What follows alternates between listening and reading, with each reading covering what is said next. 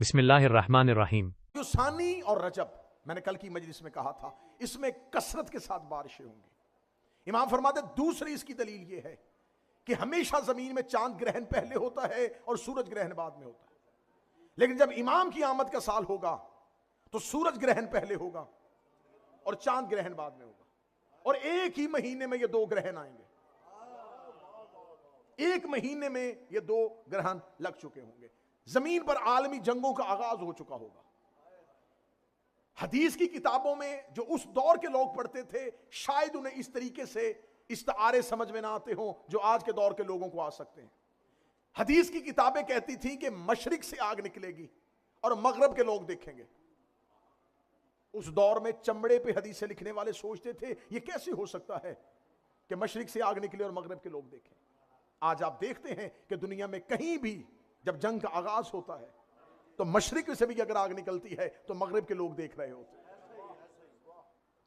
हदीस की किताबों में है कि मशरिक से आग निकलेगी, मगरिब के लोग देखेंगे और जोरदार धमाकों की आवाजें आ रही होंगी। ये आज के दौर के उलमा इसकी शरह जो गैबत पे काम कर रहे हैं वो कह रहे हैं कि ये जमीन पर आलमी जंगों की अलामत है कि जमीन पर कसरत के साथ आलमी जंगों का आगाज हो चुका होगा। इमाम फरमाते हैं रजब और शाबान के बाद फिर रमजान आएगा। कितनी वाजिया निशानियां इमाम बता के गए।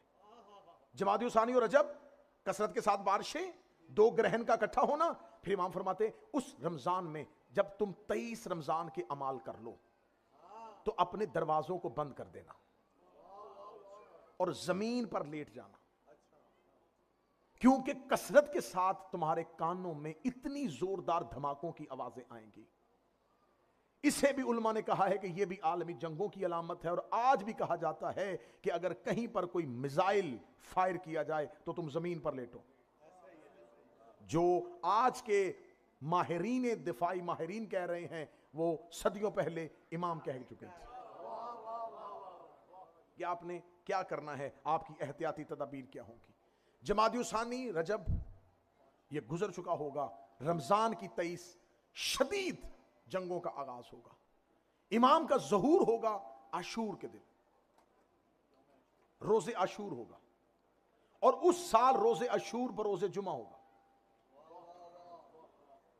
उस साल रोजे आशूर बरोजे जुमा होगा। अब यहां पर हदीस की किताबें लिखती हैं कि खुरासान से स्याह परचमों के साथ एक सबसे बड़ा लश्कर जो 10,000 की तादाद में होगा वो इमाम से नुसरत के लिए निकलेगा।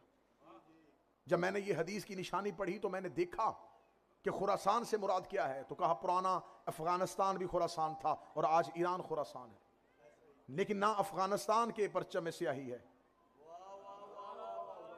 ना ईरान के परचम में स्याही है। तो फिर मुझे पता चला कि मैंने सारी मुल्कों के झंडे देखे कि कौन से मुल्क का ऐसा परचम है जो सारा स्याह हो। पूरी दुनिया में सिर्फ अब्बास ही का परचम ऐसा है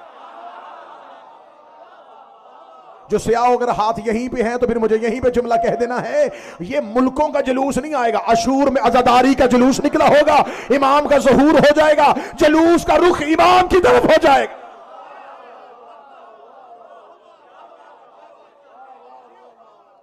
ये जो तुम्हें कहा जाता ना आजादारी के जुलूसों में जाओ, ये इमाम की तरफ जाने की रिहर्सल है। ये इमाम के लिए निकलना, घरों से निकलना, बच्चों को लेके, पर्दादारों को लेके, नंगे पांव चलना, ये हर साल तुम्हें करबला सिखाता है कि जब इमाम आए तो तुमने कैसे निकलना है। लोग इमाम की तरफ दौड़ रहे होंगे, चारों तरफ से लोग दौड़ रहे होंगे। इमाम मक्का में पहुंच चुके होंगे और इमाम मक्का में अपना गवर्नर कायम करने के बाद इमाम मदीना की तरफ रुख करेंगे। पीछे से इमाम के गवर्नर का कत्ल हो जाएगा, उन्हें शहीद कर दिया जाएगा। इमाम मदीने से दोबारा पलटेंगे। यहां पर 3 शख्सियात का इमाम के साथ खरूज हदीस की किताबों में लिखा है। एक हसनी सैयद, एक जमानी, एक नफ्स जकिया। ये 3 लोग होंगे। एक का ताल्लुक इमाम हसन की औलाद से होगा जो खुरासान के लश्कर को लीड करता हुआ निकलेगा। ये खुरासान के लश्कर को लीड करेगा और ये इमाम की तरफ जा रहा होगा। सैयद हसनी, ये जब इमाम का पता चल जाएगा कि इमाम जाहिर हो चुके हैं तो सैयद हसनी इमाम से मुलाकात करेगा, इमाम इसको अपने पास तबर्रुकात अंबिया की ज़ियारत करवाएंगे इस बात की तस्दीक के लिए कि मैं ही महदी हूं। इमाम के पास जो तबर्रुकात अंबिया होंगे उसमें सुहाब नामी अमामा जो रसूल सर पे रखते थे, यरबू नामी घोड़ा जो रसूल का था, गज़बा नामी ऊंटनी जो नबी की मलकियत थी, जुल्फकार नामी तलवार जो अली की मलकियत थी, मुर्तजिज नामी घोड़ा जो हुसैन का सवारी थी।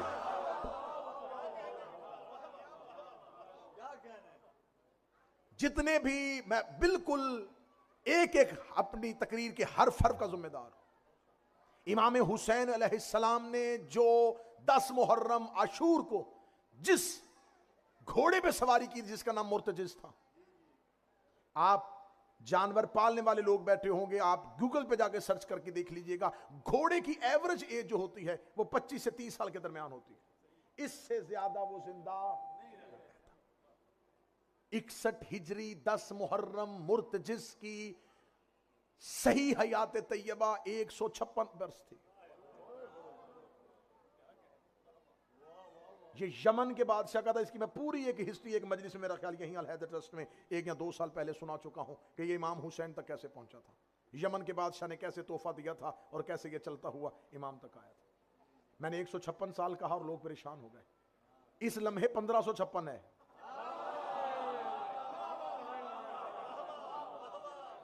अभी भी गारे अतीक में खड़ा इमाम का इंतजार कर रहा है, क्योंकि ये शहादत हुसैन का ऐनी शाहिद है। इसने हुज्जत को जीन से, हुज्जत इसकी जीन से गिरी थी, अब ये वहीं हुज्जत को सवार करेगा। और मेरी मजबूरी है, क्या करूं कि हमने गुफ्तगू अवामी सतह पे करनी होती है, तो मैंने मुर्तजिज के लिए लफ्ज़ जानवर इस्तेमाल कर दिया, वरना मैं ये जुमला कहने में हक बजानब हूं। मुझे नहीं पता अल हैदर ट्रस्ट में इस भरे मजमे से मुझे को मेरा हक मकीदा मिल जाएगा। 61 हिजरी रोजे अशूर 9 लाख जानवरों में एक मुर्तजिज नामी इंसान भी था। अब बोलो जो हुसैन के नौकर बैठे, 9 लाख हैवानों में एक मुर्तजिज नामी इंसान शऊर से होता है, जिसे अपने इमाम का शऊर ही ना हो, वो इंसान कैसा। अगर आप कहेंगे तो मैं इमाम के खुतबे से बताऊंगा कि इमाम ने 9 लाख को खुतबा देते हुए किन किन जानवरों के साथ तशबीह दी है।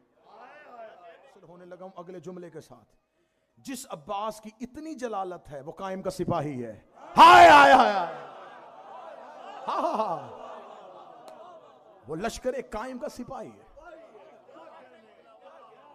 मक्का से सरकार कायम, मदीना से सरकार कायम वापस आ गए। मक्का में गवर्नर कत्ल हो चुका होगा, यमानी का खरूज हो चुका होगा, सुफियानी का खरूज हो चुका होगा, सैयद हसनी नफ्स ज़किया रुकन और मकाम के दरमियान उसका कत्ल हो जाएगा। इमाम आते ही मस्जिदुल हराम को गिरा देंगे। मस्जिदुल हराम को गिराएंगे, इमाम मस्जिद नबवी गिराएंगे, उसको बिल्कुल उसी बुनियादों पे दोबारा खड़ा करेंगे जैसे रसूल ने खड़ी की थी। खाना काबा की दीवारों को गिराएंगे, काबा फिर वहीं पे तमीर करेंगे जहां से इब्राहिम ने बुनियादों को उठाया था। जब काबा गिरा रहे होंगे, मस्जिद नबी गिरा रहे होंगे, देखिए शोर बरपा होगा, ये मेहदी है, ये महदी है, ये मस्जिदें गिरा रहा है। लेकिन हिकमत इमाम को कौन जान रहा होगा, मार्फत इमाम को कौन जान रहा होगा। अगर कोई शख्स जाके पूछेगा मौला अल्लाह का घर गिरा रहे हैं, इमाम देखे कहेंगे पहचाना नहीं, मैं कौन हूं, ये पत्थर का घर है। खुतबा सुनना इमाम का, इमाम कहेंगे ये पत्थर का घर है, ये ईंटों का घर। इतने पत्थर की पूजा के कायल हो गए कि तुम्हें ईंटों के मकान की फिक्र है। अना उज़्नुल्लाह है सामे, मैं अल्लाह का सुनने वाला कान हूं। अना ऐनुल्लाहु नाज़िरा, मैं अल्लाह की देखने वाली आंख हूं।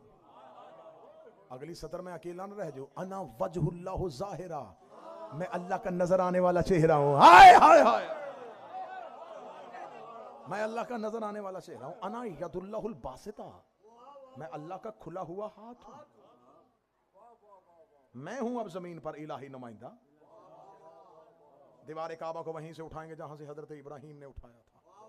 हजर अस्वद को उसी जगह पे रुकन और मकाम का तयन करेंगे। तयन करने के बाद इमाम के लश्कर साथ होगा और इमाम दाखिल हो जाएंगे मदीनतुल मुनव्वरा में, मस्जिदुल हराम से निकल के रोज़ाए रसूल के करीब। Fill in the blanks.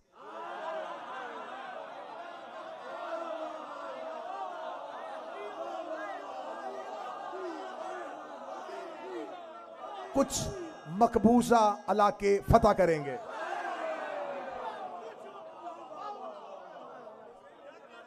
कुछ मकबूजा इलाके। मुझसे ज्यादा बेहतर कौन जानता है। अब मैं बड़ा खूबसूरत इशारा देने लगा हूं और ये साहिब ब्यास साहिब कलम शायर भी अकमल भाई, इन अकेला बंदा ये दाद दे देगा तो मुझे फिर भी बारे में है। बस मैं यहीं पे बात छोड़ दूंगा। छोड़े हजूर क्या गड़े मुर्दे उखाड़ने।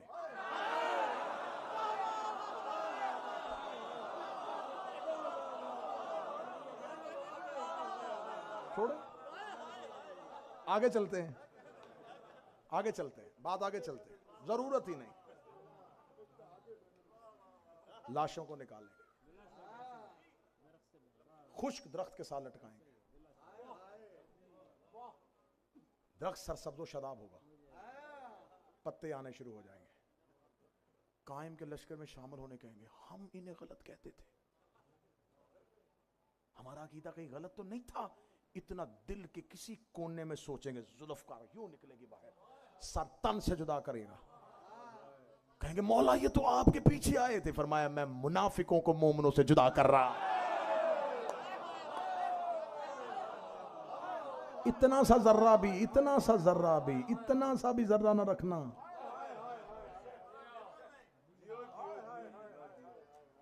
इमाम निकलेंगे, पता चलेगा कि 12,000 का लश्कर लेकर सुफियानी निकल चुका है, शाम से दमिश्क से निकला है, कूफा में कत्ल आम किया है। कत्ल आम करता हुआ, बहुत लंबा ज़हूर है लेकिन मैं जितना मुख्तसर कर सकता हूं उतना कर रहा हूं।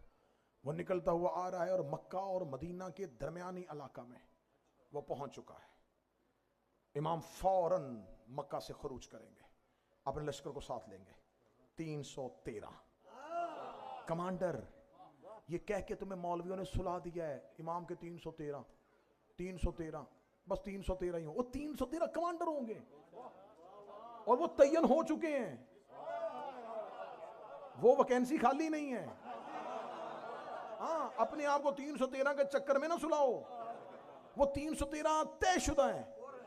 उनमें 4 नबी हैं, उनमें 7 असहाबे कहफ हैं, उनमें 72 करबला के शहीद हैं, उनमें मालिक अश्तर है, उनमें सलमान है, उनमें अमार है, उनमें मकदाद है, उनमें मीसम है, उनमें कंबर है, उनमें मुख्तार है।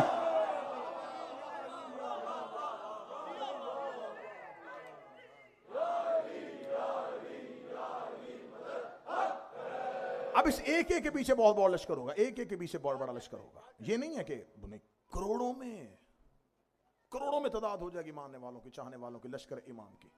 लेकिन पहला खरूज 313 के साथ होगा।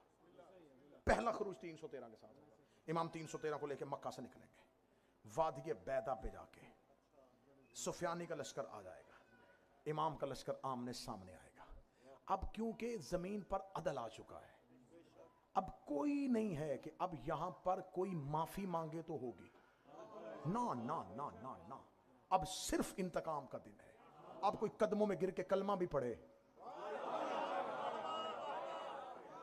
बल्कि यहां तक मैंने रिवायत में पढ़ा है, किताब मेरी गाड़ी में मौजूद है, अगर कोई देखना चाहे, कि जब इमाम कूफा में कत्ल आम कर रहे होंगे तो इतनी तेजी के साथ यूं सर कट रहे होंगे, या एक शख्स कहेगा ऐसे तो अली भी नहीं मारता था, महदी तलवार रोके था, फिर अली की मान लेते, फिर मान लेते अली की। अब कदमों में गिरने का कोई फायदा नहीं। अब कोई ला इलाहा इल्लल्लाह पढ़े, मोहम्मद रसूलुल्लाह पढ़े, अलीयुन वलीउल्लाह भी पढ़े, कोई फायदा नहीं। क्यों इन्नल वाद, अब अल्लाह ने मोहलत खत्म, बस अब वक्त मालूम आ गया। शैतान को यही कहा था, जी ले जितना जीना है, लेकिन वक्त मालूम तक करूंगा बर्दाश्त, लेकिन वक्त मालूम पे फिर सिर्फ इंतकाम होगा। फिर कोई इमाम के हाथ में एक परचम होगा, उस परचम के ऊपर लिखा होगा अल बायतु लिल्लाह, इसके हाथ पे अल्लाह की बैत करो। आप अगर ऐसे करेंगे तो मैं तो फिर यहीं पे खोदूंगा। इसके हाथ पे अल्लाह की बैत करो। इमाम के हाथ पे बैत होगी, किसकी? अल्लाह की, क्योंकि जमीन पर अब अदल इलाही, उसकी आखिरी हुज्जत आ गई है। अब मुंतकिमुल्लाह आ गया है, अल्लाह का इंतकाम लेने वाला।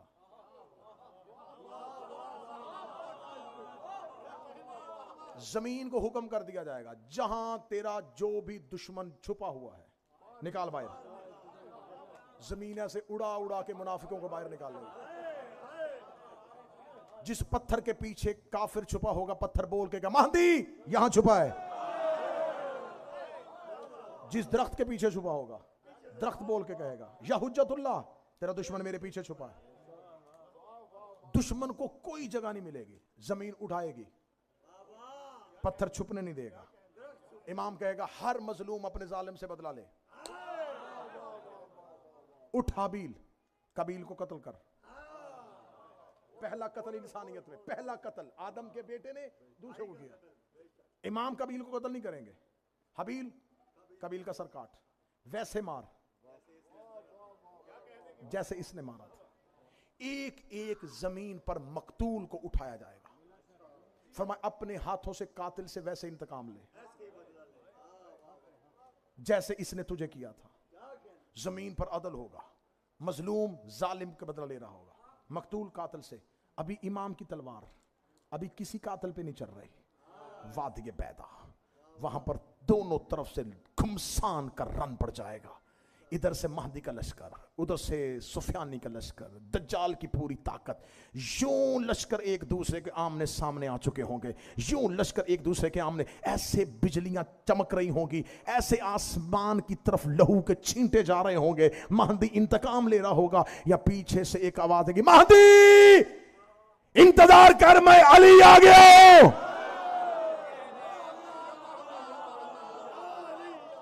अब जो सरकार अमीर अल मोमिनीन की वापसी होगी, अब जो अमीर अल मोमिनीन की पहली वापसी, अमीर अल मोमिनीन की, महदी का दादा बन के नहीं। कहां जाके ये मौजू पढ़े हजूर? कायम का दादा बन के नहीं, सिपाही बन के। लश्कर कायम में अली आएंगे, जुल्फकार निकली हुई होगी। वो जो जुल्फकार लहू की प्यासी थी, यूं चलती हुई वादी बैदा के सहरा में पहुंचेगी। हर एक मजलूम अपने जालिम से, हर एक मकतूल अपने कातिल से बदला ले रहा होगा। या शैतान इंसानी लिबास में, बशरियत के लिबादे में खड़ा होकर खुद उस जंग में शरीक होगा। इब्लीस खुद इंसानी बदन, इंसानी जिस्म, इंसानी लिबास के साथ दज्जाल के लश्कर की सिपा सलारी करता हुआ महदी के लश्कर के साथ मुकाबला कर रहा होगा।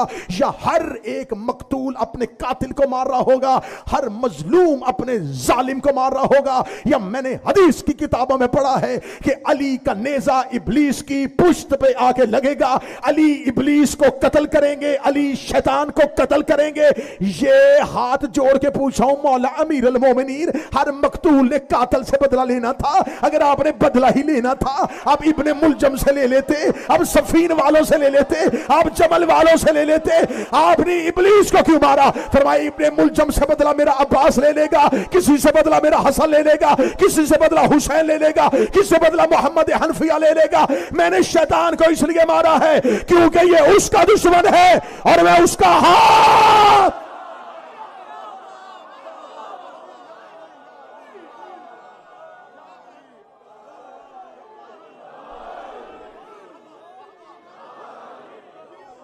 यूं कत्ल करते हुए कायम का लश्कर मक्का से निकलता हुआ कूफा के जाना पड़ेगा। कूफा के करीब पहुंचेंगे, या इधर से एक गर्द फटेगी, एक ऐसा लश्कर जिनके सरों पे ताज, खूबसूरत जवान, एक लश्कर का सरदार और उसके पीछे एक इतना वसी लश्कर दौड़ता हुआ महदी के लश्कर में शामिल हो रहा होगा। असहाबे कायम आके कहेंगे, मौला ये कौन आ रहा है? फरमाया इस्तकबाल के लिए उठो, हुसैन आ रहे हैं।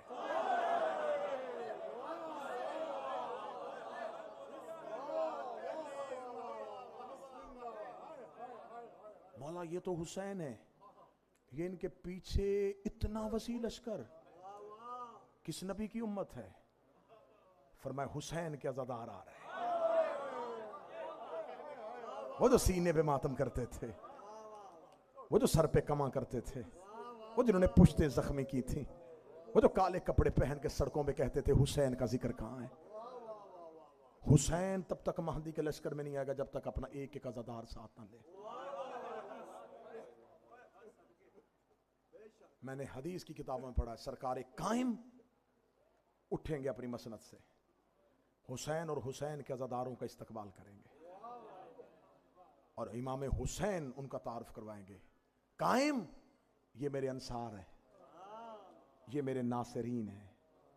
जिसने एक बार मजलिस हुसैन में बैठ के अपनी आंख से एक आंसू दिया, उसने उस आंसू से हुसैन की नुसरत की है। सरकार इमाम हुसैन कहेंगे, कायम इन नासरीन को इनकी जजा दे। ये वो लोग हैं जिन्होंने किसी इमाम का दौर नहीं देखा, सिर्फ इन्होंने सुना था कि हुसैन प्यासे मारे गए। इनको दुनिया ने हर सितम हर जुल्म दिया, इन्होंने बड़ा मातम किया। इन्होंने मेरी करबला छुपने नहीं दी, इन्होंने मेरा कत्ल छुपने नहीं दिया। मजलिस हुसैन में बैठे हो, अगर तुम यहीं पे मैं कहूँ ना कि मेरे समेत हम अभी सजदे में गिर जाएं और आखिरी सांस तक हमारा सजदा मुकम्मल ना हो, तो अब तुम्हें क्या पता तुम्हारा सफ़े अज़ा पे आना कितना कीमती है। जब सरकार हुसैन कहेंगे, कायम इन्होंने मेरी आंसुओं से नुसरत की, हाथों से नुसरत की, ज़ुबानों से नुसरत की, कानों से नुसरत की, पाँव से नुसरत की, ये मेरी आज़ादारी को कायम करते रहे हैं। इन्होंने मुझे देखा नहीं था, इन्होंने सिर्फ सुना था। कायम मेरा बेटा, मैं तेरे ज़हूर का इंतज़ार कर रहा था, कायम इनको इनका अजर दे। सरकार वलीउल असर अपनी मसनद से उठेंगे, दोनों हाथ माथे पे रखेंगे, पेशानी पे रख के कहेंगे, ए हुसैन के अज़ादारो, ए नासराने हुसैन इब्ने अली,